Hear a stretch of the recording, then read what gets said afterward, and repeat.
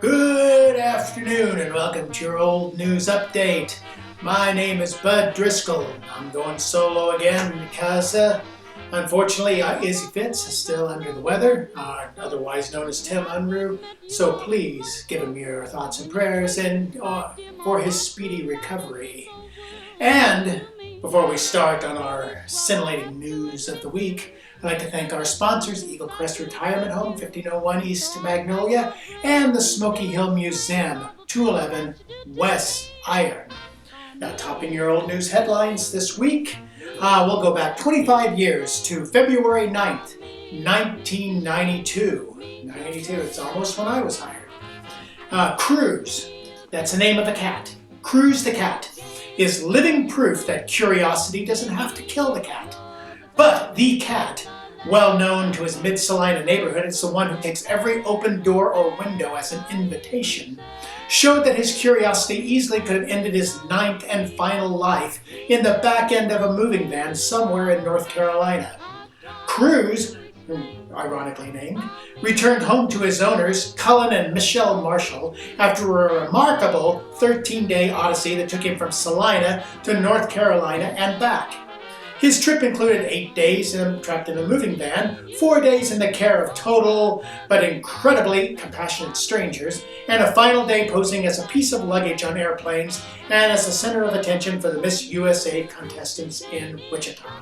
So you can't say that cat doesn't get around. But why he went to North Carolina, I don't know. There's something in North Carolina that's attracted to cats.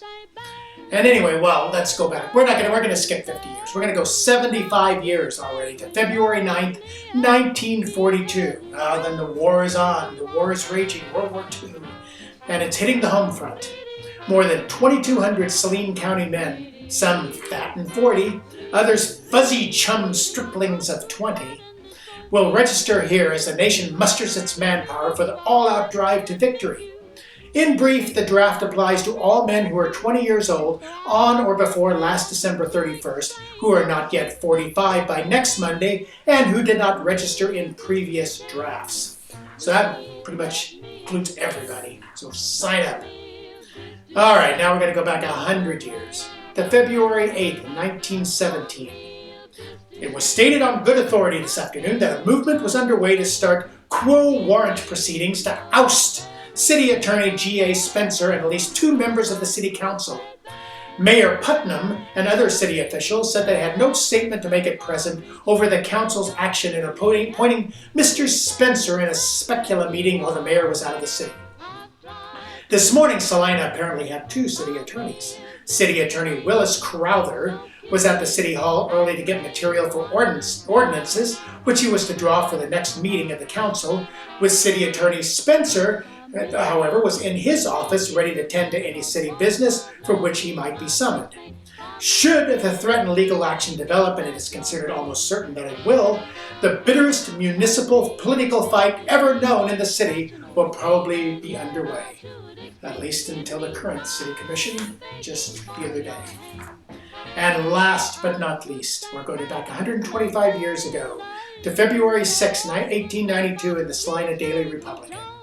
And this is the case of the newspaper, the Kansas City Sunday Sun. Listen to this. In the case of the city of Salina versus the agent of the Kansas City Sunday Sun, Jones, the boy who sold the Sun, was fined $10 and cost, making it $17.50 in all, which is big for 1892. Jones's bond was placed at $75. This should alert others on how bad of an idea it is to sell the Sunday Sun in the city. Sunday Sun in the city sounds like a song. 60 songs, Sunday Sun in the city. Anyway, enough of the singing. It's coming up Valentine's Day, ladies and gentlemen, so make sure to get your Valentines in order.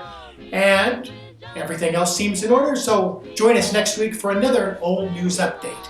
And we'll see you yesterday.